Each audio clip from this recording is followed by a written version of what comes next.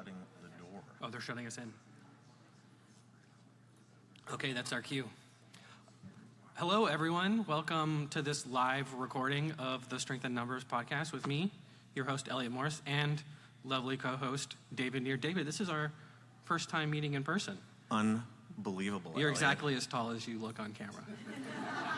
And you look exactly like your two triplet brothers. Well, one doesn't look like me. One's redheaded. What? Yeah, that's weird. We are doing this live in person. There's a Q&A session after our main content, let's call it. Also, if you're watching on Substack, the little bit of camera inception here, I can see your comments, and we'll incorporate that as part of the Q&A as well.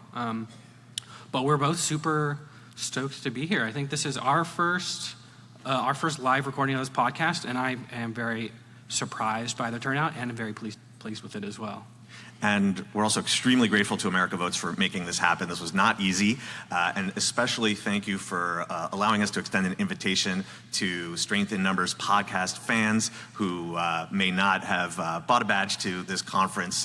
We have an awesome, very broad and diverse crowd here, and we're excited to get going. And we have a lot to say because, Elliott, you have new exclusive polling obtained through Strength in Numbers and your partner Verisite, who you do a monthly poll with. And this data, you are the first to be seeing this new data that we're about to share with you. Yes, that's right. This is all brand new for y'all. We're going to try to coordinate the computer advancing slides at the same time as this one. So let's see. I think that works. Oh, wow. Okay, and this is a logo, which no one needs to see.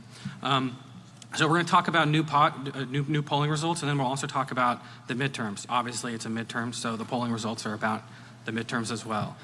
We're talking about how poor of a position the Democratic Party is in popularity-wise, but we also don't want to give you the wrong impression. This is a midterm year with a Republican Congress, a Republican in the White House, and that naturally suits itself to the Democrats doing well in the midterm. So don't overread any criticism, let's say, you might read into the Democratic Party or its brand from this to say, you know, the Democrats are going to lose horribly in the midterm. So our poll, the same poll I'm about to share with you, has the Democrats leading on the generic ballot by 7 points. And that's very similar to the aggregate of polls that we publish at Strength in Numbers' sister site. That's a lot of consonants, David. 50 plus 1. 50plus1.news. Yep. Polling aggregator, and if you are not subscribed to their newsletter as well, I have to put in a plug for that. Oh, it's all in the same place. Thank you. You're doing my job for me now, David. That's great. It is a big Democratic midterm year, but a big puzzle over the last year. The Democrats are so unpopular. When we talk about this in public, a lot of the question I get is, how can the Democrats be doing so well if their brand is in the toilet? And fair enough, it kind of is. Here's a chart from 2025. The data here ends in 2025.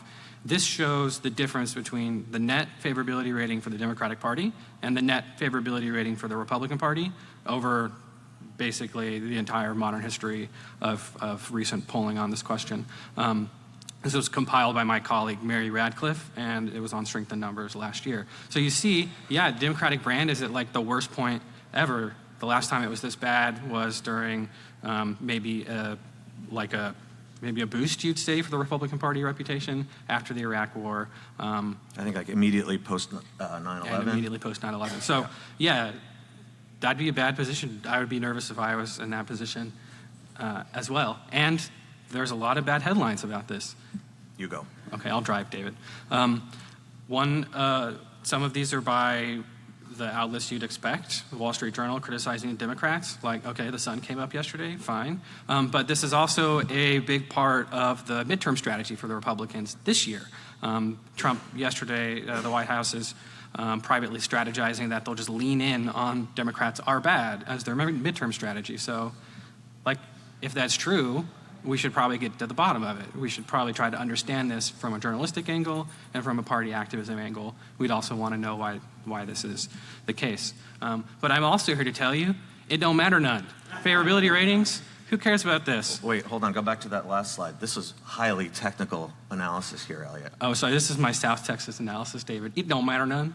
And it don't matter none for two reasons. First, there's no relationship between party favorability ratings and how a party does in the midterms. Like straight up flat. In fact, if you only look at the midterms here, it's negative. The year before a midterm, the party that has a better favorability rating actually tends to do worse in the next midterm election, which doesn't make sense. Our conclusion should be maybe this number isn't telling us what all the party strategists and commentators are telling us. This is really striking. You should advance. Yep. Yeah. No. Yeah. There we go.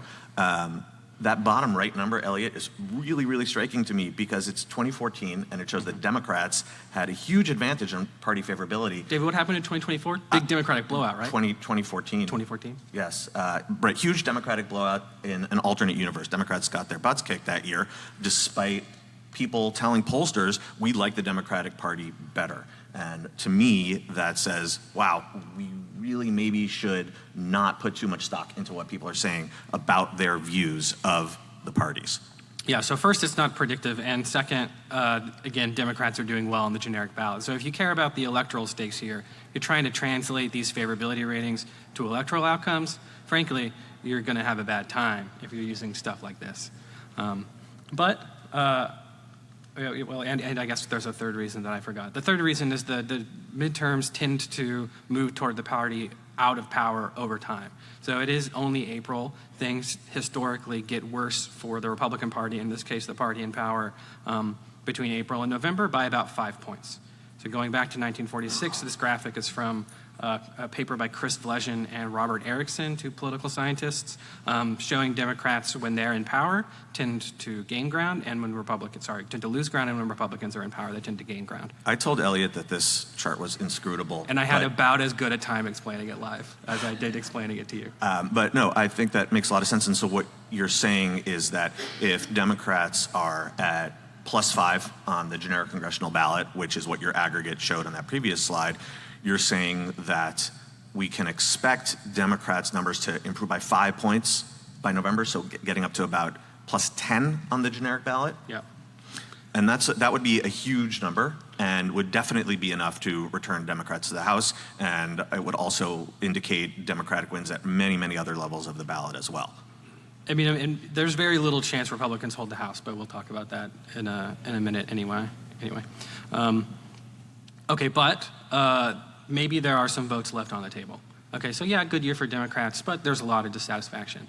So this chart is from our new polling. It shows favorability rating for the Democratic Party among Democrats, Republicans, and independents, and alongside favorability rating for the Republican Party. So you see Democrats at +60. That means about 80% of Democrats say the Democratic Party is favorable, or they rate the party favorably, and 20% rate it unfavorably. Okay, that's how you get the +60. All right, so yeah, 20 percentage points of Democrats say their party is unfavorable. But there was something interesting on that last slide, Elliott. Oh, you want to talk about independents, David? Well, no, I wanted to talk about Republicans because that +60 for Democrats is almost exactly the same as the +60 for Republicans. In other words, Republicans have a very similar view of their party that Democrats have of theirs. So on the left-hand side, that's just Democratic voters, their opinions of both of the parties. And on the right side, that's just Republican voters and their opinions of the Republican Party. So that +60 for Democrats is actually not bad. It's basically identical to the +61 for Republicans. As long as we're calling out weird numbers in this chart, there's also a -68 favorability rating for Democrats among Republicans. Like Republicans are disproportionately more likely to like the Democratic Party than the other way around. That is weird. It is weird. Yeah, it is counterintuitive and not part of the narrative over the last year. But David, we're doing too many segues. Too many. So let's unsegue. Let's focus on that +60 number. 20% of Democrats say their own party is unpopular. That's a lot of votes to leave on the table. So you'd want to know where those voters are going, why they have an unfavorable view of the party. And that is exactly what this poll asked about. So we also, instead of just asking favorability rating, we also asked all Americans to tell us whether or not they agreed with these statements, or they thought that the Democratic Party and Republican Party embodied these traits. So stuff like, so 62% of Americans say that they think the Democratic Party treats people tolerantly. They think that the Democratic Party prioritizes people like me at 47% versus 35% for the Republican Party. And this is, of course, what you should expect, David, for a party that's winning on favorability. versus the other one. There's a lot of positive traits here that are worse for the Republican Party than the Democratic Party. On this graph, the way you read it is if the Democratic number, if the blue dot is to the right, Democrats have the advantage, and if the red dot is to the right, Republicans have the advantage. And you can see the considerable advantages on all of these questions that are very often asked of voters to get a sense of how well they vibe with different political parties. And so for everything, for the top set of issues all the way down to looks out for the middle class, Democrats have pretty considerable leads. But then you get to the bottom set of issues where all of a sudden Republicans are viewed more positively than Democrats on particular, I don't even want to call these issues, maybe more values. We called them character traits, but how can you have a character trait for not a character, it's an organization, but that's just like pollsters. Organizations are people too. Okay. All right, we're not the Supreme Court of the United States, David.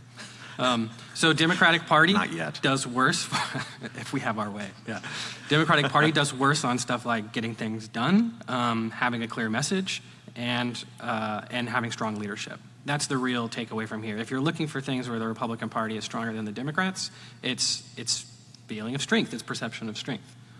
And also we should caution that there are two of these values, these character traits that are negative. And so you actually want to be on the left-hand side of those dots. And so that's the out of touch with ordinary Americans. Oh, right. Oh, good. You put neg I did there. put neg. That's, yeah. No, this isn't me negging you, David. It means negative. Thank you for clarifying, Elliott. I feel much better now. But in particular, too extreme in its positions, the second from bottom, Republicans are winning on that one. So bully for them. Yeah, so there's other data on here. If we want to know what Democrats are weak on, we can just ask the voters instead of trying to speculate. As pundits, we asked people straight up. We asked them to tell us in their own words, what is something the Democratic Party has done recently that you are upset with? And then we categorized those things. And we got a lot of interesting responses. We will call out some of that open text in a minute here. But this graph shows you our categorization of voters' responses. And these are percentages by party. So before we dive into these, I think it's really worth explaining how this question was put together and how you aggregated this, because this is not a typical polling question where you present people with multiple choice, 3, 4, 5 different options. Respondents were allowed to say whatever they liked in a text field on this, and then all they saw was the question wording, and they could write whatever they want. What did Democrats recently do that upset you? Yes. And they could write whatever they wanted, and then you used software to aggregate these to look for Well, I patterns. used my eyeballs, David. I guess that's a type of software. Really? Yeah, I typed it all out. You combined all these together one by one? Yeah, in a Google spreadsheet. Wow. Okay. So you did use software. Amazing. And so. We can see that these often do fall into particular buckets.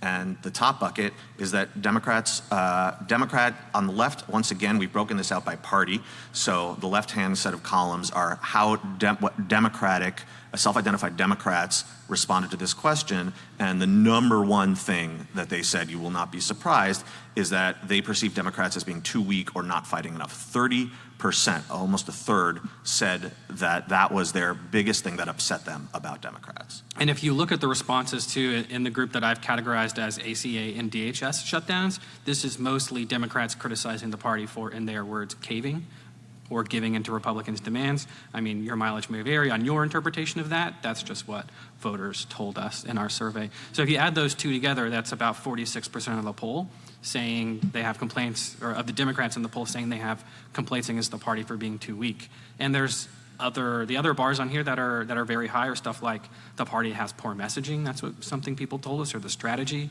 they did not agree with. And there's and these are also the same. I should point out basically the same percentages. These are the leading categories among independents as well. So it's not just Democrats that are dragging down the party's rating on this perception of weakness. That's also among independents and Republicans, David. And we also asked Republicans what upset them about Democrats, but for something like the shutdowns, they answered the same thing, but they mean the exact opposite, which is that Republicans are, of course, upset at Democrats for what they perceive as Democrats causing these shutdowns. They used words like holding the government hostage, et cetera. Right. And here are some of those words as well. So some people told us, an independent said the Democratic Party has weak leadership. a lack of focus, and some Democrats say they have failed to present a unified front to counter Republican insanity. And these are things that people like entered into that Into a text box. Yeah, people wrote this.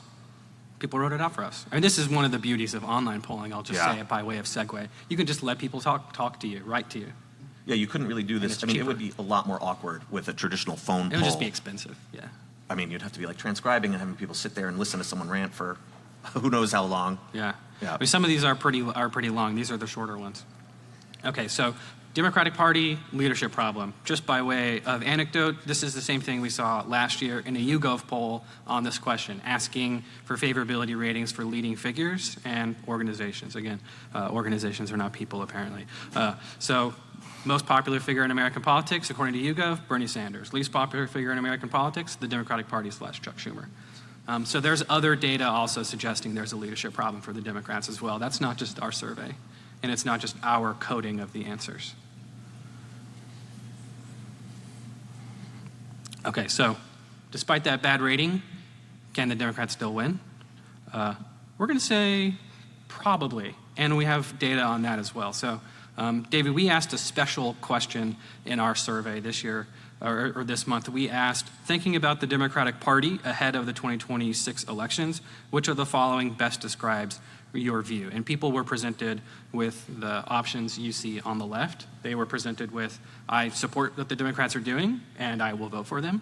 Or, I'm unhappy with what the Democrats are doing, and I will vote for them anyway. People were given the chance to say they're unhappy and they won't vote, or that they would just vote for Republicans regardless. Some percentage of Americans say they are unhappy with the Democrats, and they'll vote for Republicans. But these are not Democrats or independents. That's actually mostly just Republicans. I was surprised by this. I was just thinking maybe these Republicans are like trying to seem rational.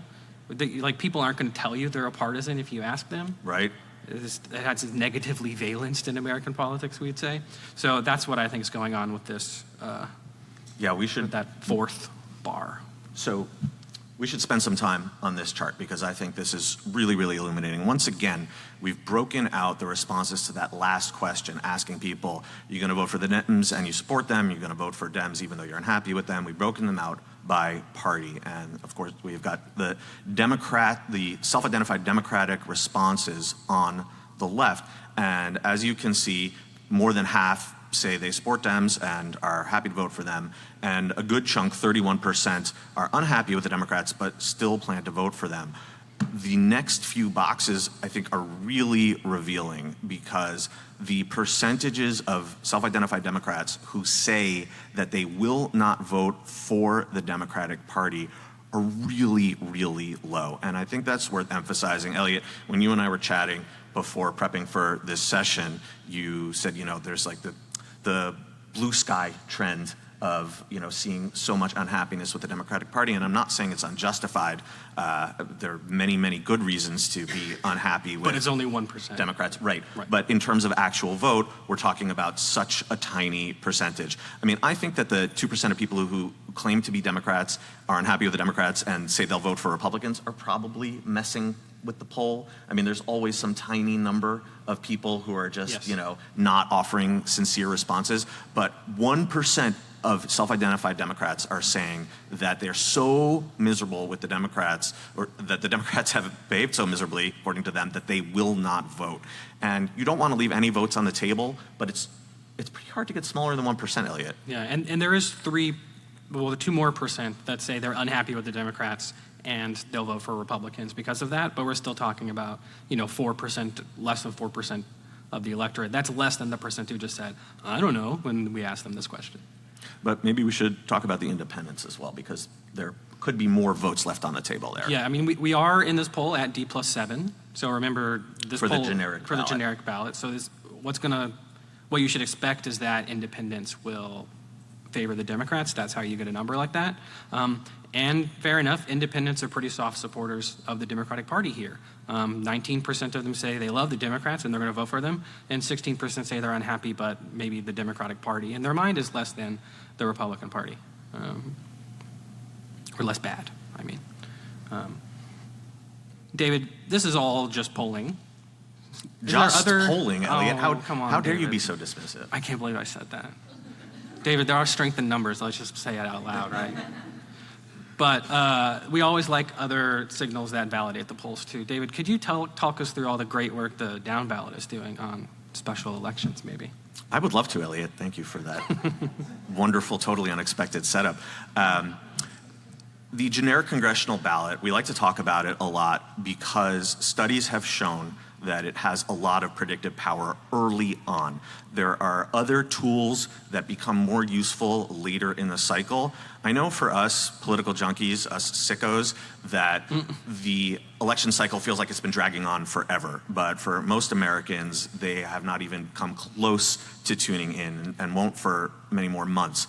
And many other tools, if you look at them now, they are going to be just totally off base. I mean, we saw one of them, the political party favorability just is totally uncorrelated with party performance, or maybe negatively correlated. But there is one other tool in particular at the down ballot that we've helped popularize that does offer predictive value early on, and that's the performance in special elections. David, did you come up with this, by the way? Did this exist before y'all made it? You know, it may have existed, but like in dark shadows, in the data caves of the Democratic Party? In the data cage, because what we did starting a decade ago is we started publishing presidential election results for legislative districts, which allowed us to create a baseline to compare performance in actual special elections with the presidential results. And there were outfits that were producing numbers like these, but they were mostly consulting firms or groups that kept this information very closely held, and we made it publicly available. And that allowed us to share data like this to understand how often Democrats or Republicans were beating the presidential baseline on a district by district basis. And we first started using this in 2017, 2018 in the first midterm election of Trump's first term.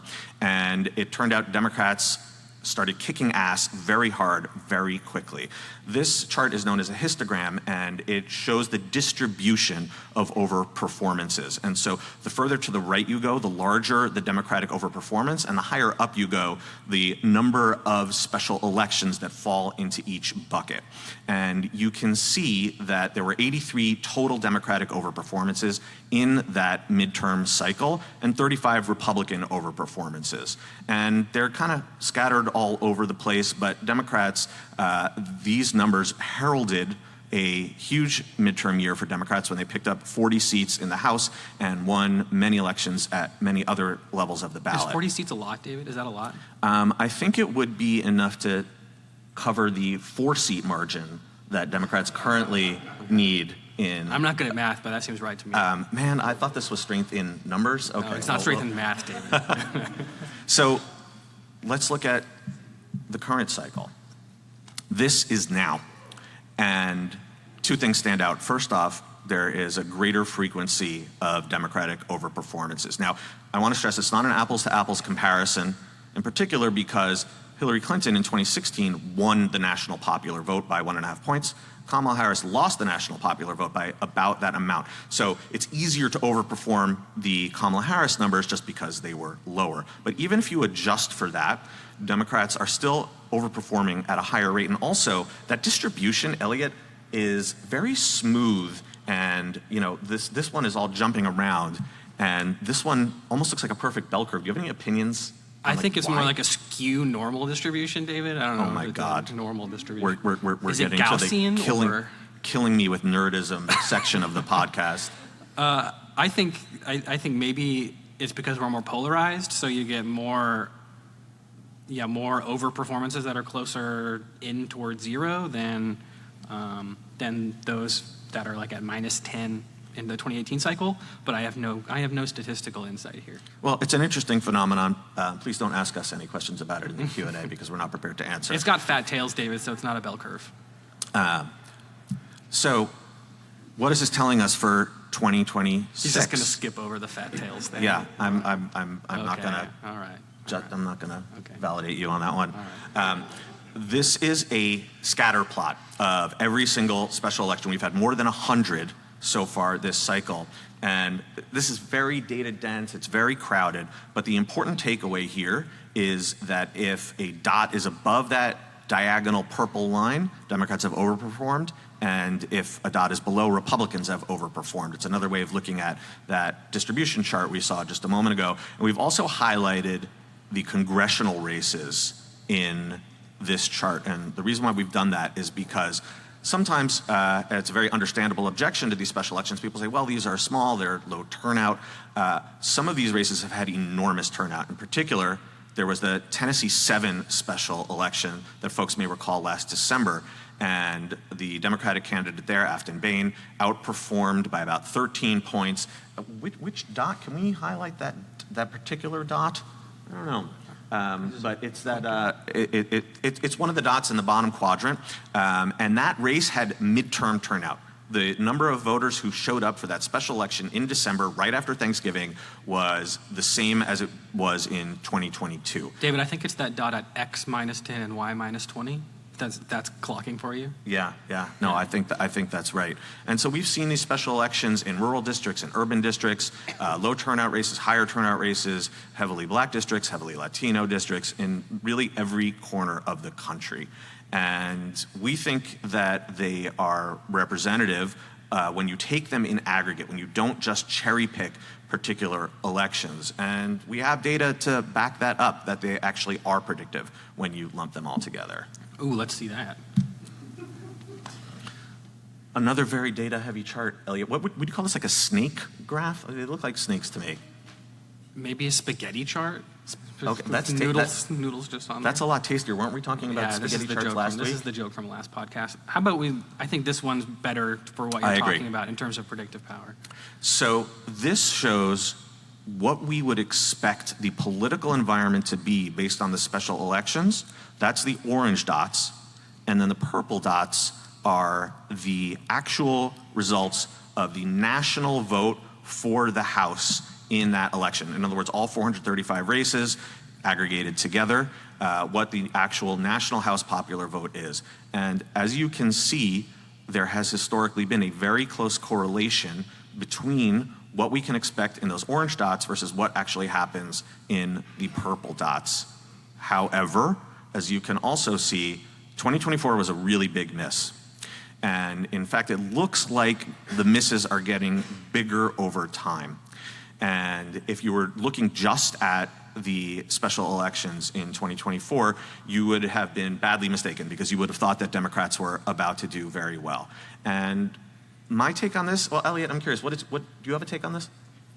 Well, David, I think there's two things you could say here. First, if you just apply the average miss over like the past 3 or 4 elections, that might give you a good bias-adjusted predictor for the special election index. And I don't know if you have these numbers on the top of your head. Eyeballing them, I'm going to say it's like a 5 or 6 point average miss. If you do that with your special election index, what do you get, David? 13 minus 6, David. 13. Oh, you're making me do the math now? I think it's D plus 7. Do you remember what D plus 7 is, folks? It's the exact number on your strength of numbers poll. That's trippy. So maybe there's some validation going on there. But what the other thing that's going on, right, is over the last decade or so, those voters that are most likely to vote, and most likely to vote, period, but especially in non-presidential election years, are more educated, whiter, higher income, and also happen, for whatever weird reasons, to be more likely to vote for Democrats. So these special elections that are lower turnout historically might have been, in 2024, for example, might have been giving us a tilted picture of the electorate, the one that actually ended up voting in November. But also November 2024, kind of a weird election in that the Republicans who voted for Donald, or those non-voters that voted, happened to be much more likely to vote for Donald Trump than they were in previous cycles. And like, we don't know what the future is. We think there's strength in numbers, but we're not going to proclaim to be the Oracle at Delphi, right, David? No, I think we are the... Oh, no. Okay, you're going to claim that, all right. We can leave this up for another second.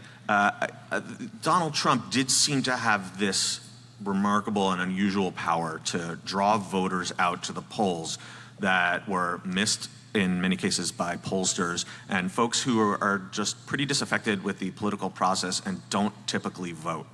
And my feeling is that big miss I think is going to be reduced this year. I would expect special elections, the index that we're seeing, that orange dot, to be higher than what the ultimate national House popular vote will be, but I think that the gap is going to be smaller because that Trump mojo, he's not on the ballot, and Republicans, I think, have begun to understand this, but they don't have an answer for it. You know, they're talking about doing a midterm convention.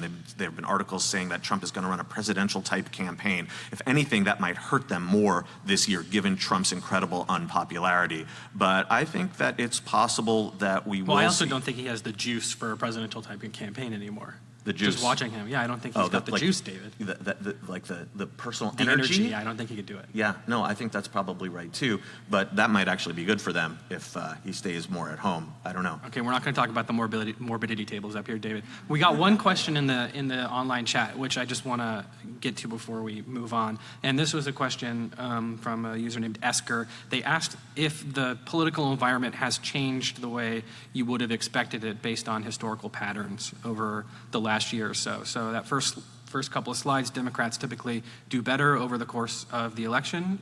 When the Republicans are in power, it's the out party does better over the course of a midterm, right? This seems pretty stable to me, though, David. It looks like there's a pretty big increase in the Democratic Party's overperformance from like March to July, but then it's pretty stable after that. Do you have an intuition on why things are so like stable at that D+13 mark? That's a really, really good question. So what this shows is how the special election index, in other words, the expected political environment we would have based on the special elections, has varied over time. And you can see that the green line is the current cycle, the 2026 cycle. And you can see earlier on it jumped around a lot. And now it's really smoothed out. And, you know, Elliott, I don't have an answer for that. What I will say, though, is that right now, Democrats are outperforming the 2024 presidential results by about 13 points if you look at all 100 plus special elections. And some people, because it's gotten so stable, Elliott, have taken D+13 as some kind of new baseline.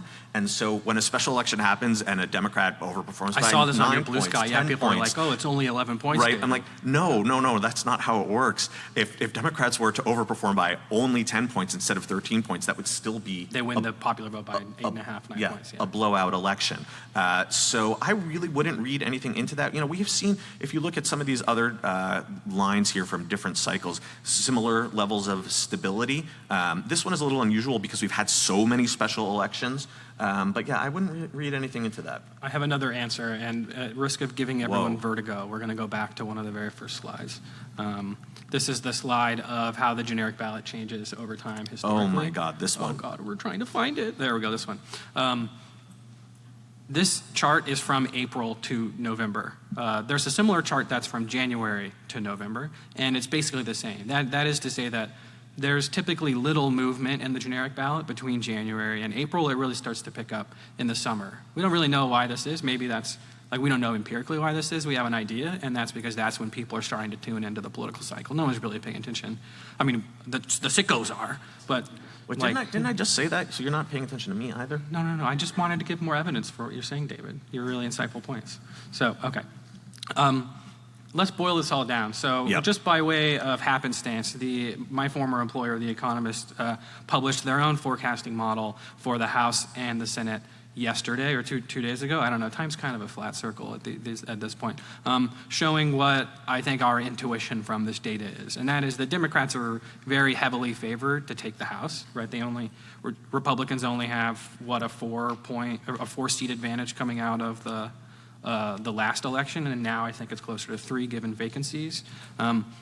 Democrats are overwhelmingly likely to pick up more than 3-4 seats in the House. That's because of the generic ballot, the special elections we just talked to you about, and the general pattern for the out party to pick up seats in the midterms. So the political scientists call this balancing, David. Voters just don't like it when that Republican Party has power too long when they're in power. And so this is a chart of simulations of how The Economist expects the election to go, taking into account all of those various variables? Yeah, they do 10,001 Markov chain Monte Carlo simulations, David. Wow. That's why people came into the segment, right? For Markov chain Monte Carlos, huh? Yeah. Actually, Okay. they might We're just be gonna spend- normal Monte Carlo simulations. I don't know if they're on the Markov chain. We're going to spend the next 20 minutes talking about Monte No, Carlo.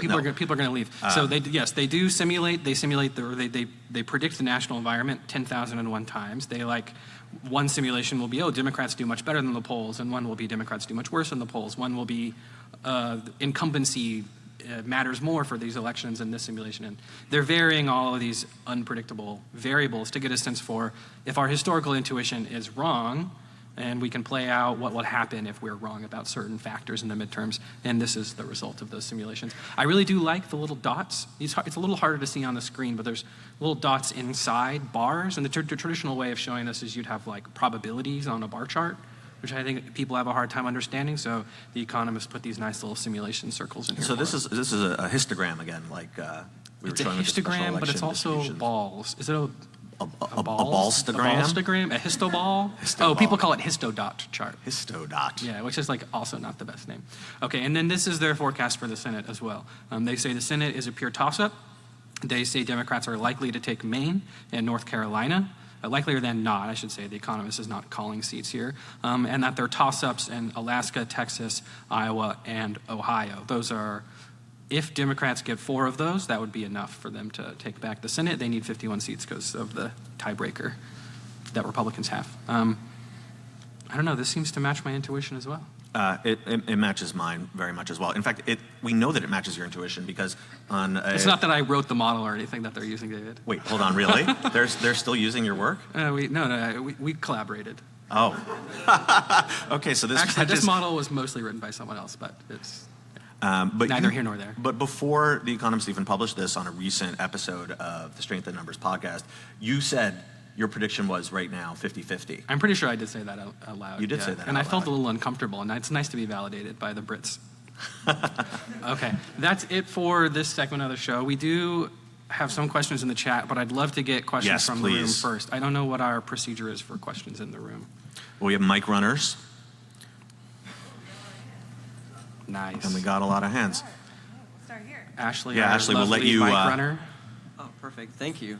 Hi, my name is Ali. I'm with Civitech. David, good to see you again. My question is more on your method for the questions, but and leading to that. So, I wanted to know if there was a little bit of recency bias in terms of all the actions that Trump has been taking with federal agents across the country that could influence people into deciding that even if they don't like the Democrats, that they'll still go vote for them, considering how much in 2024, they did not like a lot of the messaging that was being pushed. Is that something that Democrats should still consider with the messaging, or just because a lot of people will go vote because of all the actions that are happening currently this year with the administration? Can I restate your question? And it might be I might be answering what you are asking, and maybe not. One of the questions I've been getting a lot over the past year is are Trump's actions on mass deportations beyond what people thought they were voting for in 2024? And if so, does that mean there will be more backlash against the Republican Party? Is that because I can answer that question? I don't know if I can answer yours directly. Yeah. I think yes. And we asked voters in a poll we did earlier this year whether or not they approved of certain levels of deportations. So deportations for everyone in America that's here that doesn't have status. Deportations for people who have been here longer than 10 years. Those that have children or are married to an American citizen, or those that are criminals. Basically, the only level of support you get, or the only group of people that Americans on average support deporting, are criminal undocumented immigrants. And everyone else, they say, no, they should stay. I'm paraphrasing. So my read on the evidence is that to the extent that people were voting for Donald Trump, swing voters were voting for Donald Trump on immigration policy, they thought they were getting the deportation of criminal undocumented immigrants, not everyone here that doesn't have status. And I think that the policy that they got is causing a lot of backlash. And we see that in the generic ballot, the percent of people who disapprove of Trump on deportations is higher than the percent who disapprove of him on border security, for example. And I think that's a big factor. In some polling I did for a consulting client, we asked Americans who say they voted for Trump previously and now say they won't vote for Republicans, why? And about half of them say it's the economy and prices, and then the other half say deportations, or like Trump's general personal characteristics, let's call it. Does that answer your question? Wonderful. Hey, how are you? Pleasure to meet both of you. I'm Travis Evans, Data Director for the Virginia IE table, where I was as of 2 days ago. Oh, Virginia. Okay, yeah, wow, all right. So that's naturally my question's going to be. Nothing happening there. Clap it up, guys. Clap it up. Clap it up. Okay, thank you. So my question is that we see in Virginia that Governor Spanberger, who just had a historic 15.2 win, is allegedly historically unpopular for this amount of time that she's been the governor. Do you think that as we begin to see Democrats actually retaliate against Republican shenanigans, that we'll start to see their unfavorability rates go up, or do you think the damage is too entrenched? This is a very poignant problem, I think, that both political parties have right now. And, Elliott, you alluded to this phenomenon that we see from voters of really yo-yoing back and forth. That one party. Yo-yo is great. I usually say like a pendulum, like a clock, but yo-yo is much better. No, much cooler. And David, I kind of obsessed with the yo-yo in middle school, just by way of ingratiating myself with the audience. I had no I could idea. I could do tricks. I could do a triangle. I could do all sorts Can of stuff. someone find a yo-yo in the audience? Oh, And what is it? Elliott There's a special name of a yo-yo brand that is like 4 tricks. The sicko out there will know and can shout my it out. God. But All there's right. a special yo-yo that is like a speed yo-yo. This is that a yo-yo much better for podcast doing now, tricks. apparently. Okay. All right, so the party's yo-yo around. We saw Republicans in 2024, and Donald Trump in particular, unquestionably win because voters were so unhappy with price levels and excess inflation and just feeling incredibly squeezed by the economy. And Donald Trump, of course, made all kinds of ridiculous promises that he could never have kept, including lowering grocery prices on day one. And now voters are super pissed at the GOP because not only have they done nothing to lower prices, they've only helped skyrocket inflation, tariffs, mass deportations, the war in Iran, of course. And this points to a very broad problem that Democrats are going to face if they win in November, which is voters are still going to be pissed about these things, and you need to have solutions to be able to address them, because otherwise you're going to get turfed out very, very quickly. And I think Republicans have no real way of addressing things like the affordability crisis simply because this party of just shrinking and, in fact, attacking and destroying government is saying that we don't really offer ways to help people who feel squeezed, except for platitudes, about growing the economy, maybe. But Democrats, I think, do have an opportunity, especially congressional Democrats, maybe not with Trump in the White House, but if they take back the White House in 2028, to enact policies that do help voters deal with the acute problems of affordability. And we saw it in particular during COVID. Keep talking, David. Don't let me distract you, David. Keep talking. We saw it in particular during COVID when the federal government sent out checks to people and just made people just feel less stressed. And the expanded child tax credit, which helped lift tons and tons of children out of poverty. And if Democrats don't want to be cursed by this same problem that you're talking about, Travis, about you sweep into office and then all of a sudden you're unpopular, you've got to think big about making people's lives better. And Democrats also are going to need to find a way, if they win in 2026, to say, we need a little bit of patience on your part because Donald Trump is the real problem and he's not going to let us pass this stuff. So that's part A for Democrats. Figure out how to make voters stay on your side for the next couple of years, and then you got to think big in 2029. While you were talking, David, I just thought of the numbers from the poll. 50% of Americans say that they think the Democratic Party cares about them. That means 50% don't say yes. And 50% of Americans say the Democratic Party is out of touch with the needs of ordinary people. Like, yeah, those numbers are better for the Democrats than the Republicans. But if you're part of the Democratic Party, you're a Democrat, you probably want those numbers to be higher. You probably want 100% of the voters to think you care about people like them. And that is going to be, I think the psychological foundation for a likely backlash against the Democrats once they take power again. People are going to say the same thing that they're saying about the Republican Party now. They don't care about us, prices are too high. That is, in my opinion, the big problem Democrats have to solve over the next 5 or 6 years to like earn back some level of trust that people, or that the Democratic Party cares about them. And I think it's an if. I think it's a what if statement, or I think it's a conditional. I don't know if we know what's going to happen. Let's do some more questions. Yeah, for Elliott, I want to ask a question about possible bias in your poll. Okay. Not the fact that it's online, I assume that's well understood as our ways of dealing with it, but the open-ended responses. The data show that there's been a real swing of the better educated voters toward the Democratic Party. I guess I'd assume that better educated voters are also more likely to respond to invitations to put in their own words, reasons. Yeah. Does your poll correct for that tendency? Yeah, that's a great question. So the survey that I do is run with Verisight. They're an online pollster. They get their data from people who fill out their surveys online and who are sent to fill out those surveys by text messages and by phone calls. So it's a semi-probability based sample, we call it, not to be too weedsy here for people. And they have multiple ways of adjusting the sample to be more representative of less engaged people. So we also ask stuff like your past political participation, and they weight on that to try to make the sample more representative of low engagement, low education voters. But I think that is, this is a potential source of bias for all polls right now. When you only have, I think, what is it, like 1 out of 200 people, 0.5% of people you call or ask to fill out your survey, take your survey, then you have to be really vigilant about whether or not the data are accurate. So it's a fair enough question. Just one of the things we experimented with, because we're always experimenting, trying to make the data better, is weighting by your news source. So other surveys, again, imperfect, but let's call them higher quality surveys, like the Pew Research Center's benchmarking surveys will ask how often you pay attention to news and where you get your news from. And we tried weighting our survey to be representative of that data to make sure we have enough, let's just call it Fox News viewers, right?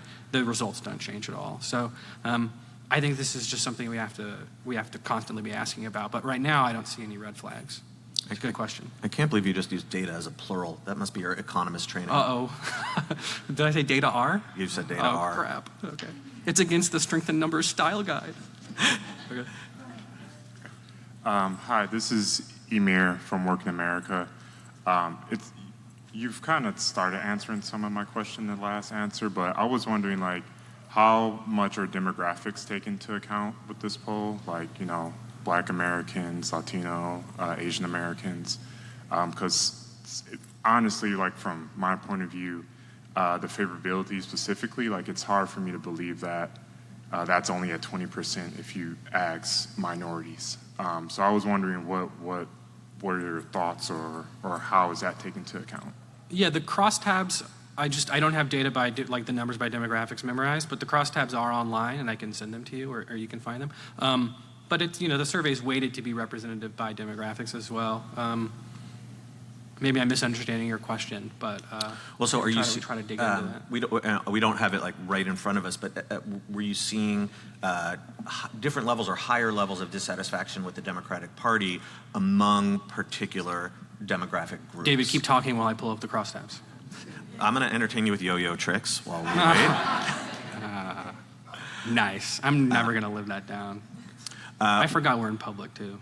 What we have seen while I filibuster is that the two groups that have veered the most, have done the largest U-turn in 2025, 2026, are Latino voters and younger voters.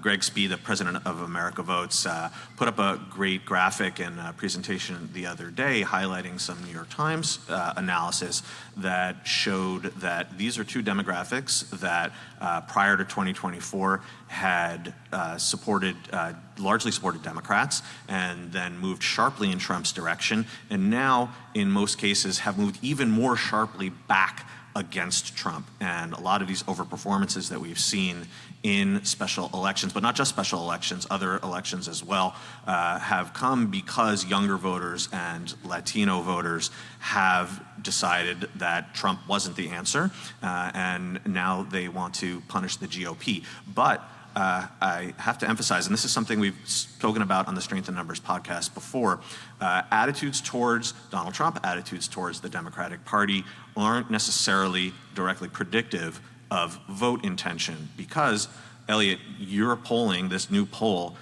what it showed Trump at a 35% approval rating. That's is that right? Good memory, David. The lowest Is that approval bad? rating. I don't think it's awesome, but it was Trump's lowest approval rating in your poll this entire cycle.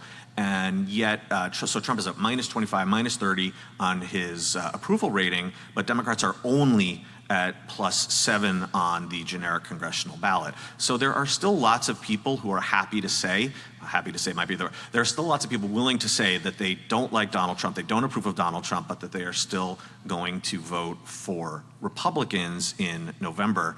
And obviously the converse is true, that there are lots of groups of voters who are even more strongly hostile toward Democrats, like you were referencing, but still have the intention of voting for Democrats. So, Elliott, is my You had your filibuster work, David. So I don't have the numbers only among Democrats, but what I can tell you is in views of both the Democratic Party and the Republican Party, voters of color are more likely to say they don't know how they view these parties. So that you might interpret that as being hesitant if you're a Democrat to say you support the Democrats.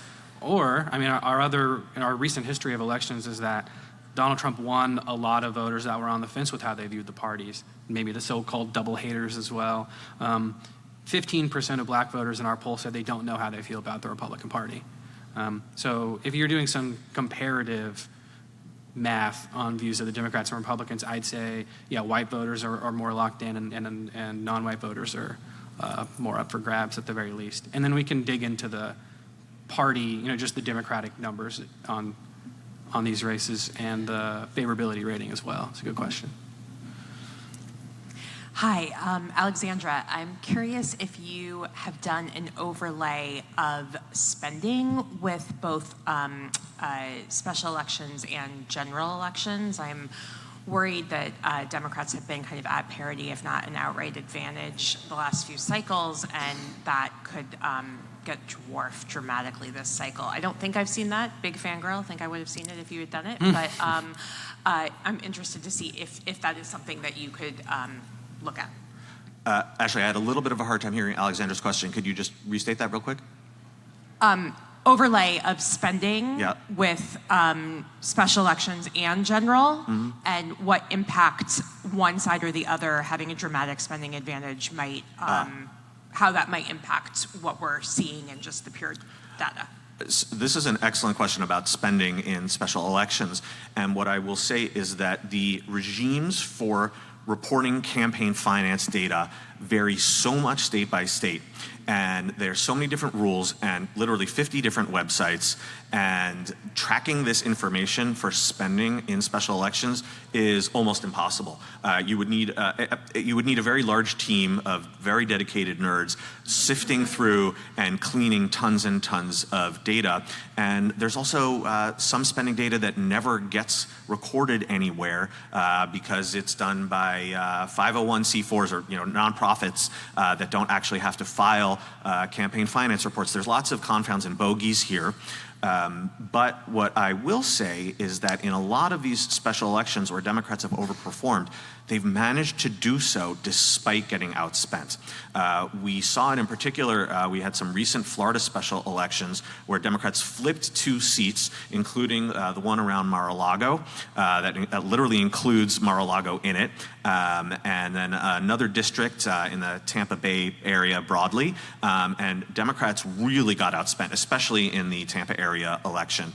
If I had to guess, Alexandra, I would say that in many of these races in redder districts and some of these amazing flips that Democrats have managed to pull off on difficult turf, they've done it with one hand tied behind their back. So I think that if anything, if there is greater parity in November, that speaks well of Democrats' chances because, like I say, I think in a lot of these cases Democrats have gotten outspent, but I would love to be able to dive into this more deeply. So if you run a consulting firm and have 10 first-year associates ready to work at my disposal, we'd be happy to look into this further. The thing that came to mind is that the Texas 9, I believe, Senate district in Fort Worth. Taylor Ramett race. Yeah, Taylor Ramett, I believe, got outspent like 8-1. Yeah, that was a berserk. And my theory here would be that and any of the experts here could correct me, but that in a race where you have lower turnout, people are paying less attention to the types of media sources that are, I'm just going to call it gamed, but that's not really the right word, by spending, where they will encounter effects of a lot of spending, where maybe their votes are more driven by like the vibes and their friends and the general economic conditions or political conditions, and are less influenced by the dollars than in, let's say, of a presidential election. But I actually don't know if that's true. So anyone here who's done an analysis of the power of spending in special elections could correct me. But. Matt Russell with the Iowa Farmers Union. Question is about the rural demographic and some data, just some context. We did over 250 interviews with our members last year. We're on track this year as well. And it's always kind of high level. Right now it's tariffs and fertilizer. It was ACA back in December, the enhanced premium tax credits. So there's a lot of interest with high level topics, right, in the ag community, in the rural space, and then it kind of falls off, and then there's another round of interest, but it doesn't really get to the intersectionality of all this. And what are you seeing in the data from polling or whatever? What's happening with the rural vote, and do you really know? Because if you just look at the headlines, it's capturing, I think, more noise than real on the ground what's happening with rural Americans. Yeah, I ran all of our polling data through an MRP model, right? So a type of model that takes the national polling and predicts how voters would feel like in their local community based off of the demographics there and the political behavior of those areas. And this is like at the sub-county level. And I was really shocked, and these results are on the Strength in Numbers website, but I was really shocked at the level of defection from Donald Trump in Iowa in particular, and in some parts of Nebraska and the more farmer communities of Illinois. There seems to be a lot of defection that I think we should expect among those voters that are more predisposed to like the costs of tariff, especially with equipment imports that aren't American, but also of like the retaliatory action from the Chinese government on not importing soybeans. So like, we're triangulating a couple things there, but at least in the data, there is more defection away from Donald Trump among rural Americans, and I think we do have a pretty compelling explanation why, but that's as far as I've looked into that from a data-driven perspective. And in Iowa in particular, it's quite interesting that you asked about this. There's two special elections there. There have been a number of special elections there, and some of the strongest overperformances by Democrats have all come in Iowa. I think there's at least 4, maybe 5, where the Democratic overperformance was more than 20 points compared to the presidential baseline. And in Iowa's case in particular, this had a profound and very real impact because Democrats wound up flipping 2 seats in the state Senate in very red districts, and as a result, they wound up breaking the GOP's supermajority in the Iowa Senate, which winds up having an actual direct impact on Republican power in that state where Republicans hold all branches of government.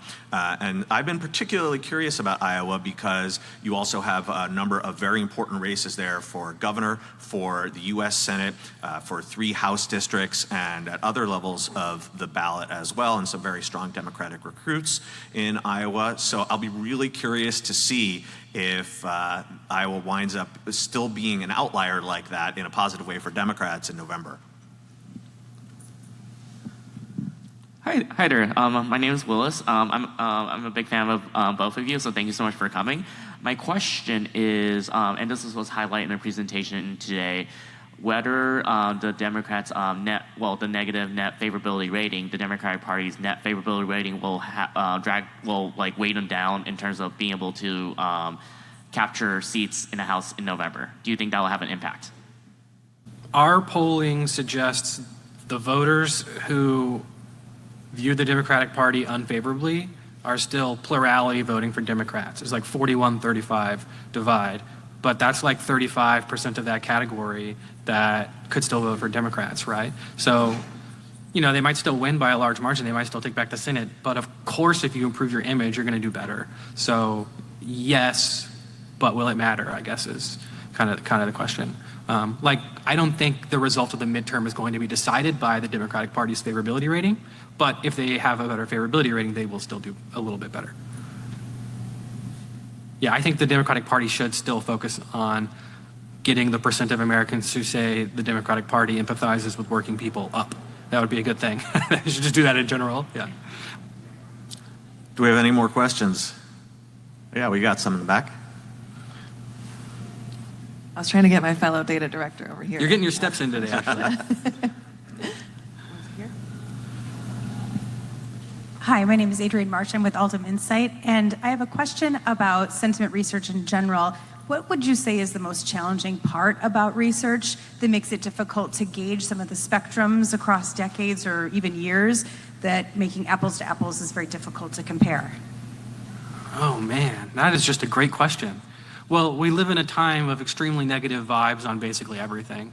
And that wasn't necessarily true in 1996 when I was born. David, how old were you in 1996? A little older than you. A little older than me. I just turned 49 yesterday. Happy birthday, David. Yesterday. Happy birthday, David. Thank you. I was hoping you were going to say that. I wasn't trying to neg your age, by the way. Yeah. The vibes, the one time the vibes were kind of decent was in the 90s. Yeah. Back around your birth year. And then you were born, so then everything changed. It wasn't the Lewinsky trial. It's just how we are. It wasn't the Lewinsky trial. It was my birth. Yeah, so I'm going to say you should expect questions about how people feel just generally about the country to be worse now than they were. And part of that is, I think, explained by stuff like social media. We're constantly exposed to bad stuff, or just news media. We're constantly exposed to, if it bleeds, it leads, for example. I used to work at a news outlet, so I feel like I'm allowed to say that. That's part of the story, but also things are worse now, just to say so generally, and I think that has caused a natural reaction in stuff like consumer sentiment, or our poll shows 55% of Americans say that there's major changes needed to the country's political and economic system. I don't think it would have been 55 in 1996 when we were writing on stone tablets. So I don't. That's my read on general consumer sentiment. So I usually threaten to quit once every podcast, and this is where the time. We saved it this time. Yeah, I've made no bad jokes, just for the record, just for you, David. But Elliott, you've also done some really interesting things with your data to help ensure that it can be useful across many, many decades. And in particular, we talk about your aggregate chart of approval ratings, which you look at among all voters all Americans instead of all voters, because this gives you a deeper time series, really going back to the dawn of presidential polling.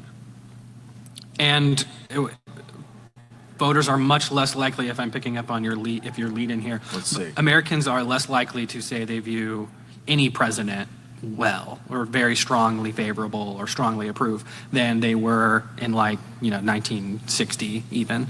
And I think that's fair enough. Ashley, anyone else? Oh yeah, I think we have some more hands up here.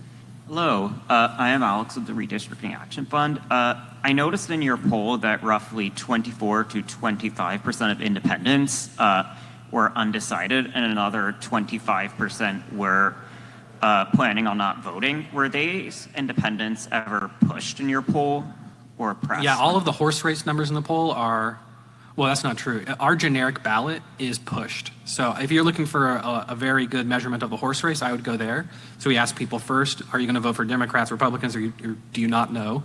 And if they say don't know, we say if you had to choose, would it be Democrats, Republicans, or do you not know? So you can pick don't know twice if you want, but most people tend to drift to one of those other categories. It's just you're just so lucky I already have the crosstabs open on my computer. So in the generic ballot, independents say that they will vote for the Democrats, what percent? Not 94, that's the wrong number. 38% say that they'll vote for the Democrats, 24% say Republicans, and 38% are undecided. So that is the pushed number. It's not technically undecided, it's don't know, but no. Hi, I'm Daniel. I have a lighter question that should just be fun. I think I sent this around at one point in the down ballot Discord, but there's some really egregious uses of polls now that everyone is doing politics online. I think the one I shared was something in the California governor's race where the Green Party candidate who's actually not on the ballot showed himself at 5%, but made the bar the same size as 10%. So what is the worst use of polls that you guys have seen this cycle that's just made you... Oh my gosh, that's a great data visualization crime too. It was really extreme. I remember that one. The worst thing that has really taken off this cycle and makes me legitimately upset are campaigns that release polling that feature informed ballot questions rather than initial ballot questions, and they behave as though... Can you tell the audience what an informed ballot question is? I'm about to, Dad. That they pretend that an informed ballot question is an initial ballot question. What are these two sorts of things? An initial ballot question is what we simply think of as a poll. You ask, will you vote for candidate A, member of the Democratic Party, or candidate B, member of the Republican Party, with no prior information being given, just the names and the party labels of the candidates, and people say, yep, going to vote for the Democrat 46%, Republican 42%. That is an initial ballot. What campaigns also do to understand what kind of messages might be most effective to communicate with voters and to push the race in their direction, they will ask informed ballot questions where they prompt respondents with messages about the various candidates. So they might offer positive messages. The Democratic candidate is a union leader and a veteran. The Republican candidate is a small business owner and job creator. They might prompt them with negative information as well, various hits and attacks that they're worried that their opponents might roll out against them and that they want to try deploying against their opponents. Then they ask again, now that you've heard this information about these candidates, how would you vote? And invariably, almost all the time, the numbers shift a lot. And what the informed ballot question represents is some idealized world where you have managed to communicate your exact perfect message with voters and frame it exactly as you want. And that we know is just not reality. Things do not play out the way that informed ballot polls suggest they will. They're still useful for campaigns because they can say, oh, this hit on my Republican opponent is more effective than that hit, so let's go with that one. And what these campaigns have done, and it's absolutely infuriating, and Jacob Rubashkin of Inside Elections has called this out extensively on social media, is they will present these informed ballot polls as though they are initial ballot questions. It is a loathsome tactic. It is designed to manipulate voters and supporters and also donors, because campaigns get more money in when they have polls showing them winning. So be very, very skeptical. And what I also want to say, Elliott, what you guys do an amazing job of at 50+1 is you are very, very careful and rigorous in deciding which polls to include in your database, and you do not include informed ballot polls. So David, do we know if the informed ballot polls are more accurate at predicting elections? Do we have an empirical answer? Do we? I don't know. Does anyone know? Absolutely not. Okay. That makes sense. Great. I had another thing to say about this question, but something that you don't like. What do you most dislike about what's happening with polling? Thank you. Yeah, my memory is that of a goldfish. Donald Trump likes to say he has a 100% approval rating for among all Americans, And he would not have said that if CNN didn't run that segment about the 100% approval rating among MAGA voters. Yeah. And if that segment had included other surveys, then we would have known that it was maybe an outlier, but also that it's a selection bias problem. If you say you're a MAGA American, and of course you're going to say that you also like Donald Trump, it's tautological. And so I think that segment probably should have been produced or edited better, and Donald Trump wouldn't have that number. But hey, he's going to say that everyone loves him anyway. But just in terms of bad use of polling, I think that's probably one of them. Yeah, but it did show us one thing, which is you will often hear people say Donald Trump doesn't care about the polls. Donald Trump cares about the polls more than anyone else. And the fact that he can't shut up about what he believes to be his polling numbers is proof of that. He's just completely wrong. I think Donald Trump ran for president because the New York Times wouldn't run a feature about him. Yeah. He's never had a full feature profile as just Donald Trump, the person, the successful businessman. And I think that betrays a deep narcissism. That type of person really cares about their public image. We have about 5 more minutes left. Do we have any more questions, Ashley? Yeah, we do. Hi, I'm Rachel. I'm with Planned Parenthood Action Fund. What would you say to people who say that Democrats and organizations need to start moderating on issues to win back swing voters in the midterms? Oh my God. Elliott, have you written anything about this at all? I didn't. I'm picking up on that I have, but I did not hear the full question. The question is, what do you say to the groups out there that are saying Democrats must moderate on the issues to win back swing voters? I've never thought about this question. What's your take, buddy? And answer really loudly on the so we fly. can all hear back here. I think it's not necessary for Democrats to moderate on like the token issues of the pundit class to win back swing voters. And there's, we've done a lot of research at Strength in Numbers about this. I don't necessarily want to summarize it all here. I think the bigger thing to call out is that after the 2024 election, most of, let's just call them the commentariat or the pundit class, whatever, really misunderstood why Donald Trump won. And that is, I think, sourced from one big thing, and that is the common view among people who write about politics for a living that everyone is as ideological as they are. I call this the strategist's fallacy. You could call it, I guess, pundit fallacy somewhat as well. Most Americans just don't pay attention to politics. Like straight up, 50% of Americans don't consume any political news on a regular basis. Most Americans, if you ask them, have a mix of both liberal and conservative views or don't have any conceptualization of the liberal conservative scale at all. So the way that you win those voters is not by like moving far to the right on social issues or economic issues or what have you, or affirmative action. It's just to talk to them about conditions and try to persuade them how you're going to make their life better. Because when we asked Americans this last year, what do you want your ideal political party to stand for? And again, it was an open-ended question so people could say whatever they wanted. About half of people said something about general conditions or like high prices of health care. They just want their lives to be better. And the way you win that person is not by like, jettisoning the left part of your coalition. It's just meeting them where they are. And you do have to persuade them that you can make their life better. That's not an easy thing to do, but that is the thing I think Democrats should be spending most time on, especially if we are entering this era of like one-term presidencies and anti-incumbency bias because of a feeling of stress about prices. And I want to emphasize something else, and here I'm going to toot Elliott's horn, because one of the areas that this pundit class was most insistent that Democrats need to shut up about was immigration and mass deportations.